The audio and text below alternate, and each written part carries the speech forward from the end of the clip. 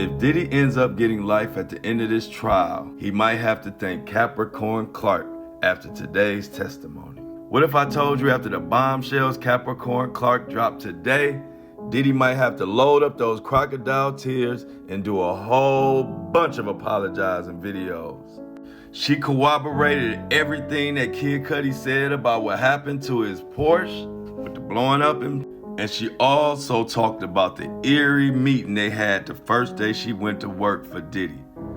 Sit back and allow me to break today's testimony down. Now, she said on the first day they met at Central Park with a guy named Uncle Paulie. She said he looked like a linebacker. She said he always had on blacked out shades. And Mr. Combs told her that meeting at the park that since Capricorn Clark had worked for Suge Knight, if anything happened, he might have to unalive her. And then she was asked if she ever saw Diddy with a pew pew pow.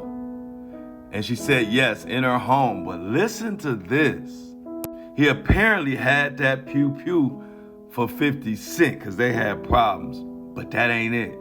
She talked about the time she was accused of stealing Diddy's jewelry. And listen to this. Diddy had his henchmen question Capricorn Clark for hours. Went through her home, ransacked everything, searched her house, but that ain't it. He took her to a dilapidated apartment or something. Uncle Paulie took her to the 6th floor, locked the door behind them, and there was some heavyweight 6-foot Bam Bam Bigelow looking motherfucker. They had her strapped to all kind of machinery, made her take it with this big behemoth standing over her, and Uncle Paulie would come back and forth checking on this lie detector. Oh, and what did they say would happen if she failed this lie detector test? Capricorn Clark said they would throw her in the East River. I swear, you could take the Mohawk off Diddy, but you can't take Diddy off the Mohawk, or something like that. And then that led us to the fateful day when Kid Cudi house was broken into by Diddy and an alleged co-conspirator, and we found out who he is today. That day, Diddy came banging on Capricorn Clark's door, asking, why didn't you tell me about Scott? She said she didn't know Scott. She said he was wearing a sweater and torn pants and said, we're going to kill that N-word. Talking about Scott. Capricorn let him in, obviously, and she said he had a pew and said, you had to go. Capricorn Clark said she didn't want to go, and he said, I don't give a F what you want to do, and she made him get dressed and hop in the car, aka kidnapping. But that's what led us to who the mystery guy was. Security guy Ruben, who we've been hearing his name, and look out for his testimony coming up soon.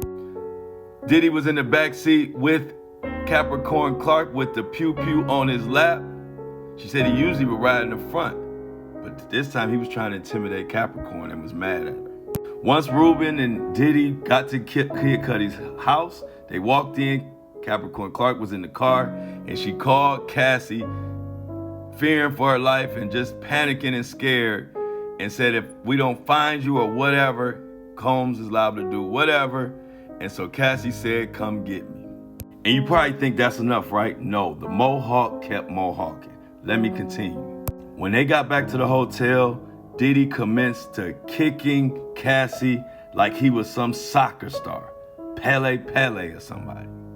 Cassie was just in a fetal position. Mr. Combs kicked her all the way from in the house to the street. She was crying silently as he kicked her on her backside and all type of places. Rube, the security, was only feet away. Diddy told Capricorn Clark, if you jump in it, I will F you up too. Even D-Rock got a call. Look for him to have to testify. After this whole situation blew over, the law enforcement called Capricorn Clark. She said she hung up on him, and Mr. Combs said, I should unalive you bitches and should cut her face off.